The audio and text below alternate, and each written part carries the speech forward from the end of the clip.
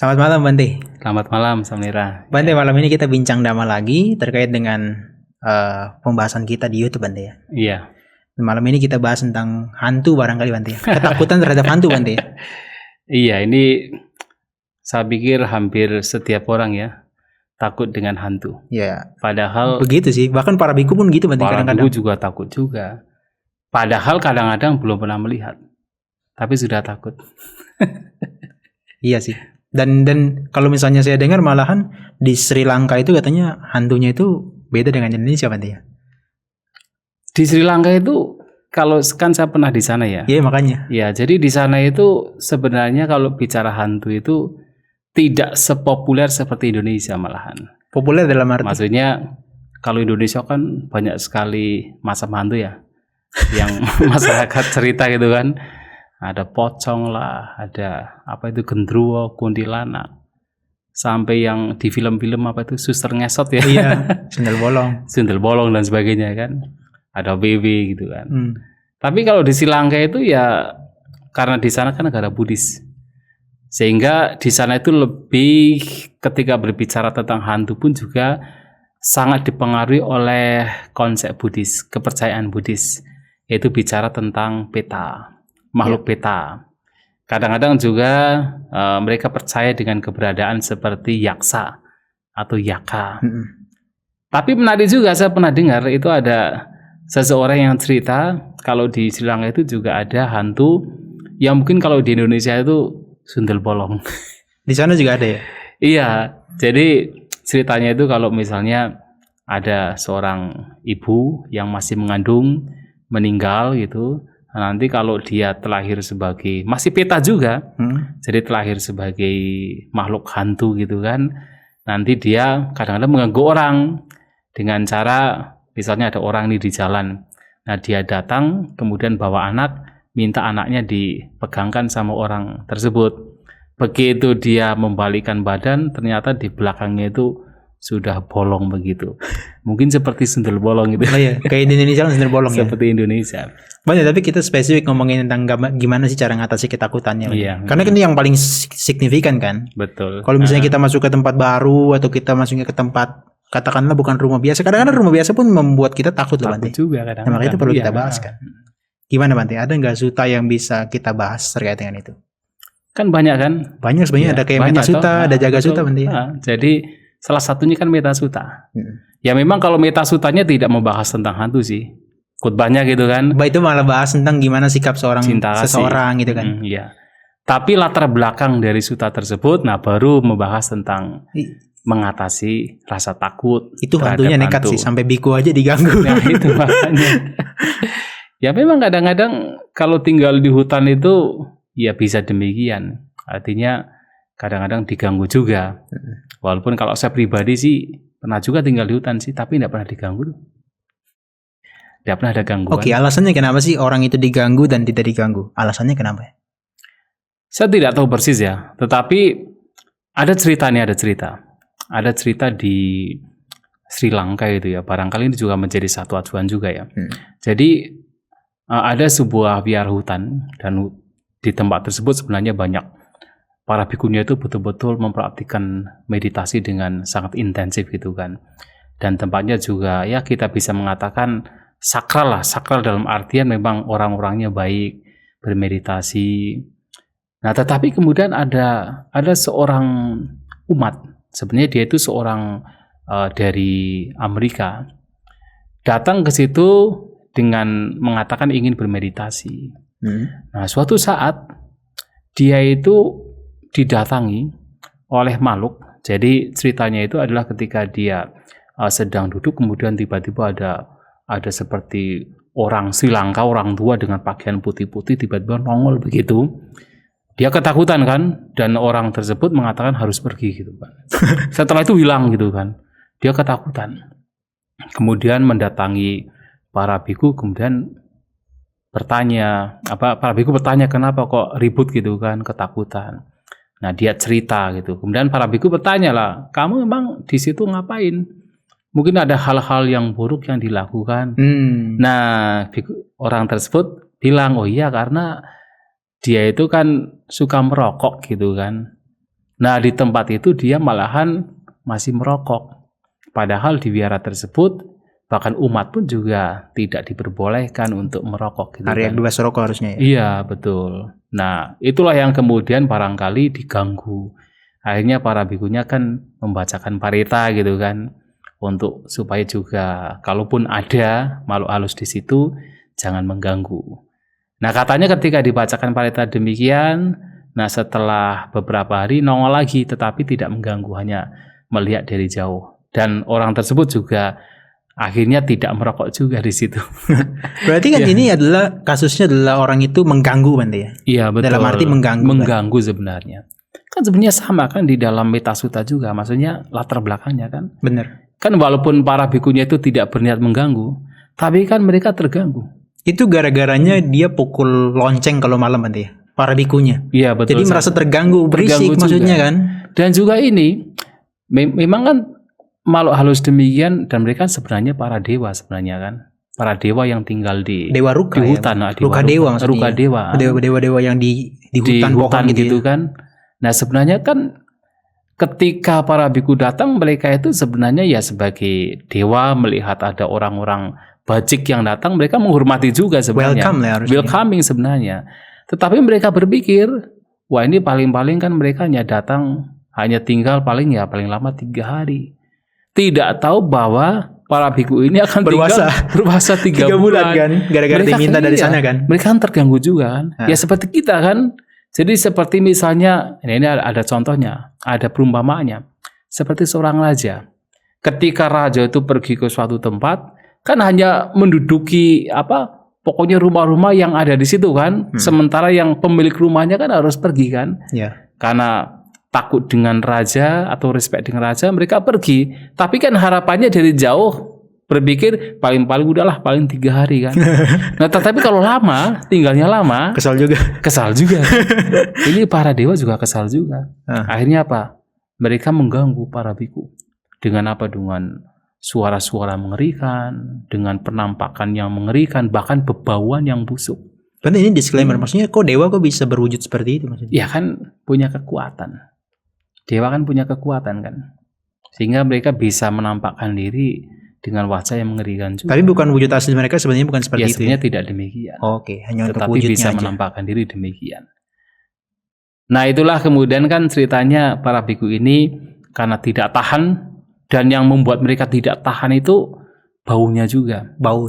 Iya, karena kan mereka menggunakan objek meditasi keluar masuknya nafas. Nah, sementara baunya busuk dan pusing. Jadi kepalanya pusing. Nah, akhirnya setelah beberapa saat mereka itu karena ketakutan jadi kurus kering. Iya, sampai pucat pasi katanya. Sampai pucat pasi, jadi yang tadinya itu segar-segar menjadi kurus kering. Jadi kurus gitu kan. Nah, akhirnya mereka kan kembali kepada Sang Buddha. Nanya kan, apa yang bisa dilakukan kalau misalnya kita ke tempat itu terus diganggu. Akhirnya Buddha kasih semacam kayak diskurs tentang Metasuta kan. Betul. Nah, artinya kan di situ Sang Buddha memberikan cara bahwasanya agar mereka tidak mengganggu, bahkan mereka melindungi. Nah, para biku ini harus memancarkan cinta kasih. Tapi sebelumnya katanya kalau misalnya dari jauh Bante ya, belum masuk ke tempat itu, harus dibacakan dulu Metasutanya sama para bikunya itu. Ya, itu menjadi tradisi belakangan. Oh, itu baru ini aja. Jadi setelah ada kejadian tersebut, kemudian dalam kitab ulasan itu juga ditulis gitu kan, diterangkan di sana. Iya. Menjadi satu kebiasaan tradisi setiap biku yang menempati tempat yang baru, apalagi tempat yang tidak dikenal, apalagi tempat yang seperti hutan. Nah, biku tersebut sebelum mempraktikkan meditasi dengan objek lainnya, apakah misalnya objek nafas, objek kasina dan sebagainya, itu dianjurkan untuk menggunakan metta bhavana dulu. Jadi meditasi cinta kasih. Dan artinya di situ sebelum mempraktikkan meditasi, memancarkan cinta kasih kepada makhluk-makhluk yang ada di situ. Jadi kan kalau dalam pancaran cinta kasih itu kan seseorang kan ya dikatakan betul-betul datang ke sana tanpa ada permusuhan. Jadi ibaratnya, saya datang ke sini bukan untuk memusuhi atau membuat konflik, membuat hal yang buruk kepada orang-orang di sini, tetapi datang dengan persahabatan, datang dengan cinta kasih. Bahkan datang dengan harapan semoga makhluk-makhluk yang ada di sini berbahagia. Nah, kalau kita datang dengan pikiran demikian kan pastinya yang ada di situ kan welcoming kan, tidak mengganggu. Ya. Nah, itu sebenarnya menjadi tradisi belakangan, tetapi baik juga untuk bisa mengatasi barangkali rasa takut. Itu kalau di tradisi Sri Lanka mungkin di recitingnya tuh dengan suara yang keras berarti ya? Bisa juga. Kalau Sri Lanka memang terutama pada zaman dulu ya, pada zaman dulu. Ada indikasi memang kalau para biku pada zaman dulu, kalau reciting parita atau reciting sutta itu dengan keras-keras. Ya, ada indikasi. Sebagai contoh adalah, ada kan cerita seorang biku bernama Milakatisa, yang ketika duduk meditasi, kepalanya dikasih jerabi basah, supaya tidak ngantuk kan. Nah, pada saat pagi-pagi sedang duduk meditasi, kemudian terdengar dari lembah lain. Ya. Karena tinggal di hutan. Nah, dari lembah lain itu ada seorang samurai yang sedang membacakan, menguncarkan sutta khutbah Sang Buddha dengan keras-keras. Nah, terdengar. Nah, jadi intinya memang ada indikasi dibacakan dengan keras-keras. Ya, saya baca juga di kitab ulasan kan ada kayak Mahasamaya Sutta di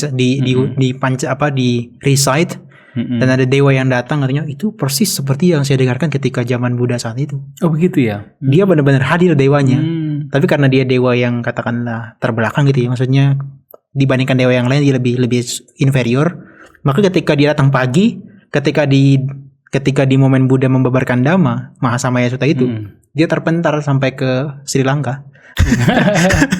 Tapi itu memang mengindikasikan bahwa suara untuk ketika diri saya itu harus keras berarti. Memang harus keras, memang lebih baik keras. Dan itu seperti misalnya kan ada cerita, mungkin pernah mendengar ada seorang berumah tangga perempuan. Nah, dia itu namanya Velukandaki Nandamata. Nah, Velukandaki Nandamata. Ini di ulasan. Oh, bukan, itu di bukan di Sutta. ulasan, di Sutta juga. Nah, di Sutta juga. Seorang perempuan yang setiap pagi itu punya kebiasaan membacakan parita.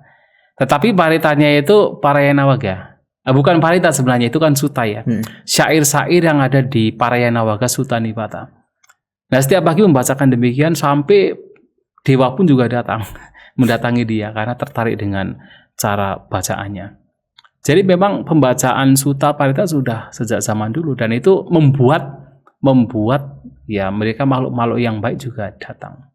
Oke, Bante. Ini harus diberikan batasan loh, Bante.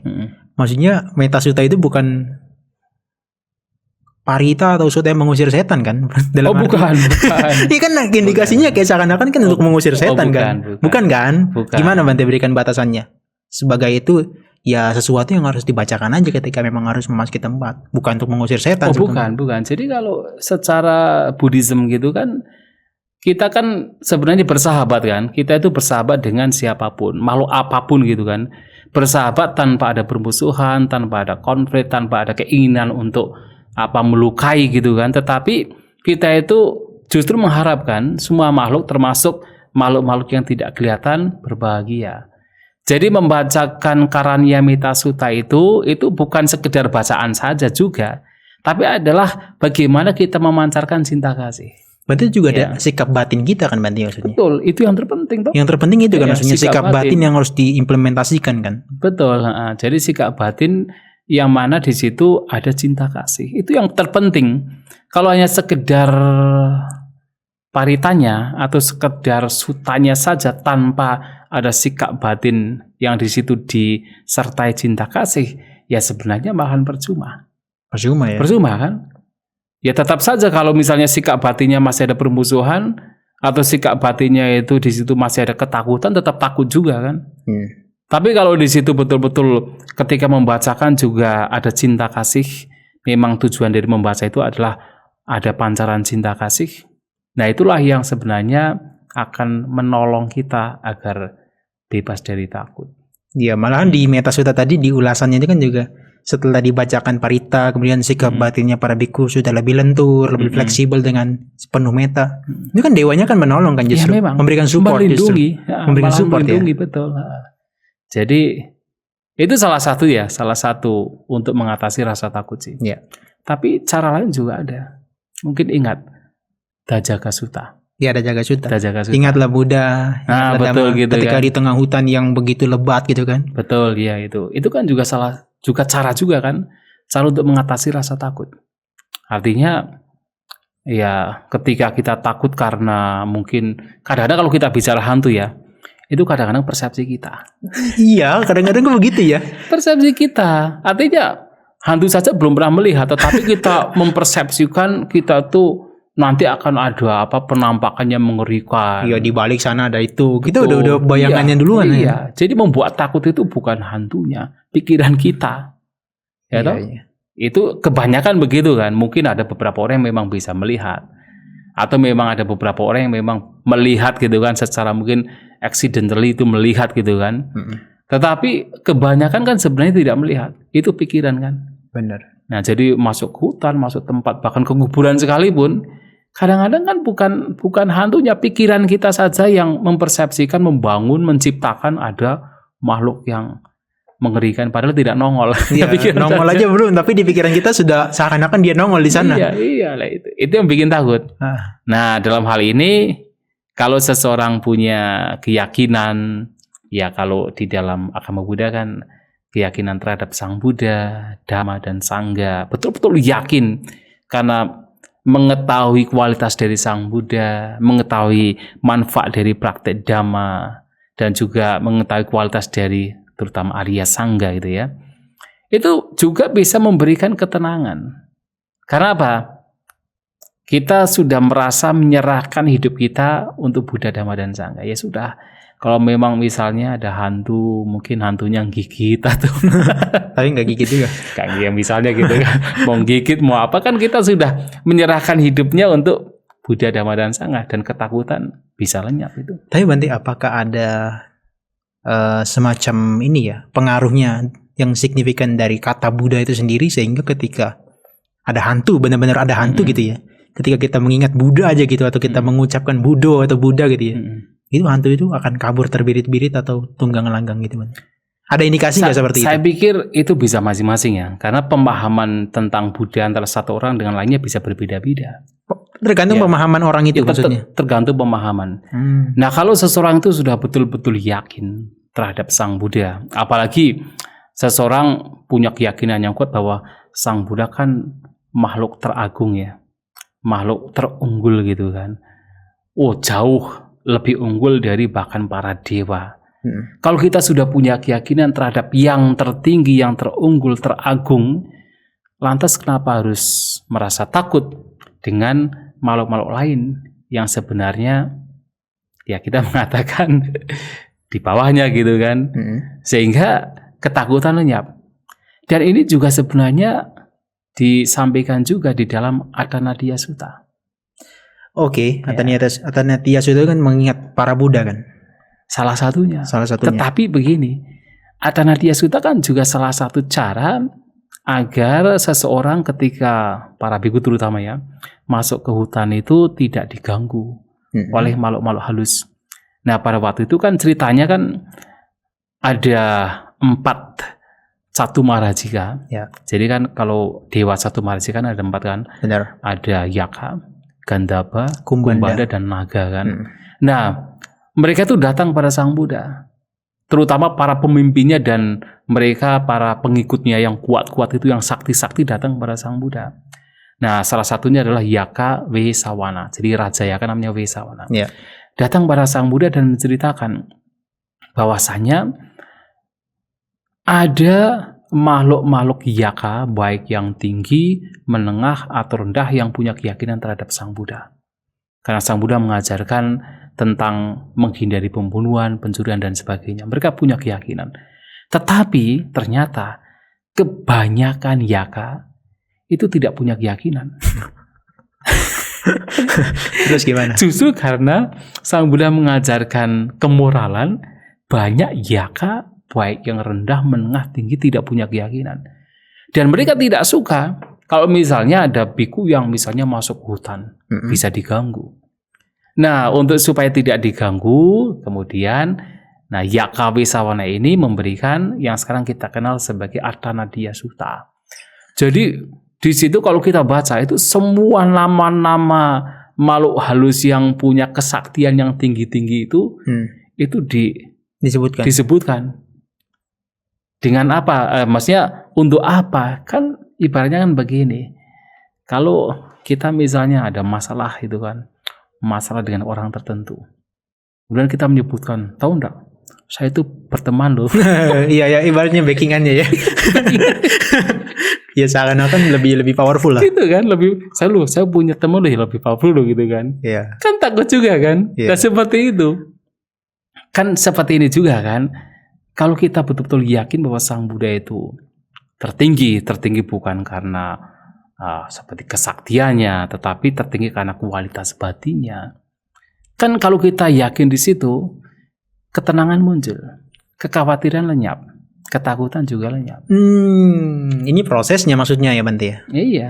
Jadi bukan serta-merta ketika ngomong Buddha tiba-tiba makhluknya hilang, enggak, bukan gitu. Bisa. Tapi memang aspek batin kita yang jadi tenang dulu, kekhawatiran hilang gitu ya.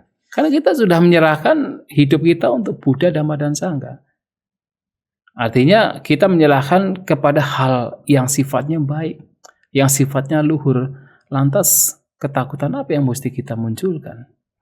Kalau kita tidak memiliki hal-hal yang buruk, kita menyerahkan kehidupan kita untuk hal yang baik, yaitu Buddha, Dhamma dan Sangha. Iya. Nah itu artinya juga kan kalau orang dia punya batinnya sendiri nanti, dia lebih kuat. Nah makhluk-makhluk yang katakanlah peta tadi, yang katakanlah makhluk apa ya tadi ya, itu kan kalau melihat kita kan juga sudah takut duluan kan dia. Maksudnya dia nggak mengganggu. Tidak mengganggu karena sebenarnya. Kita punya power dalam diri kita. Nah salah satunya dengan melihat Buddha tadi kan. Betul, tidak mengganggu, tapi bukan berarti takut ya. Karena kadang-kadang justru ada banyak makhluk peta yang, ya kalau kita mendengar cerita pada zaman Sang Buddha gitu ya, justru ada banyak makhluk peta yang mendatangi para arahat, para arhanta untuk mendapatkan pertolongan. Patidana. Seperti misalnya cerita Bhante Sariputta kan. Jadi ada salah satu peta yang dia itu dulu 5 kelahiran sebelumnya itu, di kelahiran kelima setelah ini, sebelum ini maksudnya, itu pernah menjadi ibunda dari Bhante Sariputta. Oh ya benar. Nah kan datang kepada Bhante Sariputta. Dan memang ketika datang memang ya ini biasanya yang mengelilingi para arhanta atau para suciwan kan para dewa kan. Nah sehingga ketika datang juga diusir sama dewa yang ada itu kan. Gak usah masuk. Tapi begitu mengatakan, saya dulu itu pernah jadi ibundanya Bhante Sariputta, mohon untuk dibantu. Akhirnya kan diperbolehkan masuk kan oleh dewa yang ada di wihara tersebut. Kemudian dia mojok, artinya berada di pojokan gitu menunggu Bhante Sariputta. Bertemu dengan Bhante Sariputta. Bukan karena takut ya, tetapi justru karena ingin mendapatkan pertolongan. Jadi justru kalau seseorang ini punya cinta kasih, punya kasih sayang ya, makhluk apapun yang ada di sekitar situ tidak akan mengganggu, tapi justru akan merasa tenang, merasa bahagia, merasa bahkan untuk beberapa makhluk yang memang punya hubungan gitu ya, hubungan dalam artian keluarga, dalam kehidupan yang lampau atau sekarang malah datang untuk minta pertolongan. Itu juga jadi salah satu solusi untuk kita bisa nolong mereka dan kita bebas dari ketakutan ya. Betul. Tapi masalahnya juga ada loh begini. Ada orang-orang yang ini pandangan yang perlu diluruskan juga ya. Ada orang-orang yang kemudian nanti kalau misalnya saya melakukan banyak patidana kan banyak peta yang datang ke sini kan, nanti auranya jadi negatif gitu. Padahal nggak gitu ya. Nggak gitu juga kan. Karena sebenarnya kan mereka yang datang pun juga yang punya hubungan dengan kita. Hubungan dalam artian mungkin kehidupan lampu pernah punya hubungan keluarga gitu kan. Tapi kalau yang tidak punya hubungan keluarga ya tidak akan datang. Jadi hanya yang punya hubungan saja yang mereka datang. Iya. Jadi kalau kita ketemu dengan katakanlah makhluk-makhluk seperti itu, aspek batin kita maksudnya itu yang dimunculkan justru harusnya yang positif ya. Oh iya. Seperti tadi misalnya membacakan Metta Sutta. Betul. Dan juga tidak hanya membacakan loh, tapi juga harus sikap batin yang memang betul-betul sesuai dengan Metta Sutta atau Karaniya Metta Sutta. Iya. dan kemudian bisa mengingat Buddha, Dhamma dan Sangha gitu ya. Betul. Sesuatu yang lebih powerful. Betul. Itu yang harus kita lakukan. Dan ada satu lagi. Pernah kan mendengar cerita yang bodhisattva? Ketika beliau masih sebagai bodhisattva, belum mencapai kebudaan, kan ketakutan masih ada kan?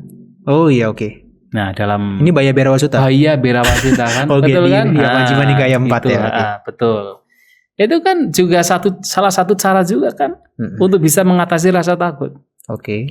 Cuman kalau yang cara lain kan memancarkan cinta kasih, mengingat Buddha, Dhamma dan Sangha. Nah, cara ini beda. Iya. Jadi ketika ketakutan muncul, justru mencari tempat yang sakral, mencari tempat yang angker, ngetes. Untuk ngetes. Ya kan? Jadi ngetesnya bagaimana? Jadi ini bodhisattva yang bercerita dalam khotbah tersebut. Ketakutan muncul ketika berada di hutan. Justru mencari tempat yang sakral seperti Cetia.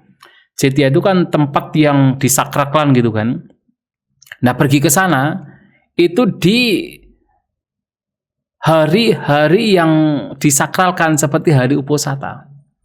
Bulan purnama atau bulan gelap. Pergi ke sana. Nah, sampai di sana cara untuk mengatasi rasa takut adalah ketika sedang duduk bermeditasi, rasa takut muncul, itu tidak akan mengubah posisi duduk. Tidak akan berdiri, tidak akan berjalan. Tetap duduk, melihat perasaan takut sampai itu lenyap. Melihat perasaan takut? Iya, sampai itu lenyap. Atau pada saat beliau sedang berjalan, rasa takut muncul. Beliau tidak akan berhenti, tidak akan duduk, tetap berjalan sampai rasa takut itu lenyap. Jalan mondar-mandir kan maksudnya kan? Iya, mondar-mandir, cangkamana itu. Cangkamana.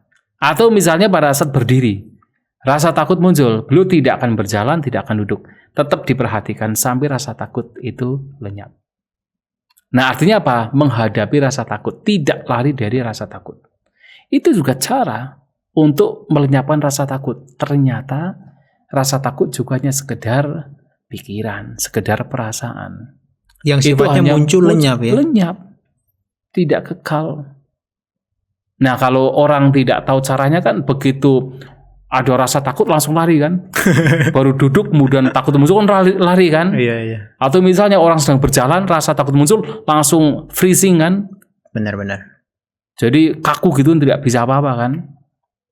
Kadang overthinking juga Bante. Ada cerita ya, Ajahn Mahapua itu kan pernah meditasi di hutan itu kan. Kan lagi meditasi jalan. Di belakangnya kresek. Taunya anjing nih. Anjing. Kan? Taunya anjing. Betul. Ada plastik kan. Betul. Nah itu kan. Dikiranya hantu gitu kan. Oh iya hantu. Betul. Dia overthinking kan maksudnya. Ya harus gimana nanti nih kalau beneran hantu. Ternyata anjing pasti lihat. Iya. Dan ada juga cerita yang ya dekatan seorang biku gitu kan. Yang beliaunya itu pada saat tinggal di satu kuti, awalnya itu tidak ada rasa takut. Tapi begitu mendengar diceritakan kalau kuti tersebut dulu pernah ada orang gantung diri, baru ketakutan muncul.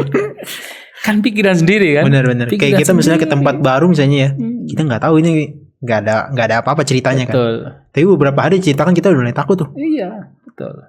Ya seperti di wihara sinilah, di PDA atau di wihara mana atau di tempat tertentu kan. Sebenarnya kalau kita tidak mendengar cerita tentang hantu, ya datang ke sana tinggal di sini ya tidak ada rasa takut.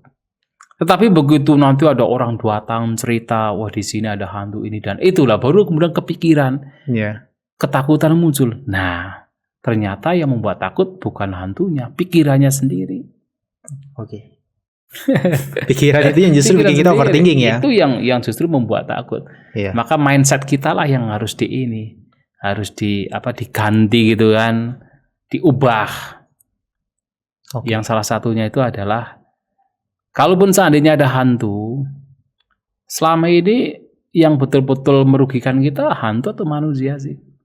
Kalau kita bicara mengenai misalnya ada konflik, ada pembunuhan. Memang selama ini kebanyakan misalnya ada pembunuhan yang membunuh manusia itu manusia atau hantu? Jarang banget ya kalau hantu ya. Gak pernah dengar. Itu hanya di film-film ya. Dia dikejar-kejar tiba-tiba jatuh dari atas lantai. Itu kan. Kebanyakan kan manusia kan. Peperangan banyak yang meninggal itu memang hantu Yang membunuh kan manusia juga. Iya. Lantas yang harus ditakuti manusia atau hantu malah. Oke. Berarti ini sisi lainnya.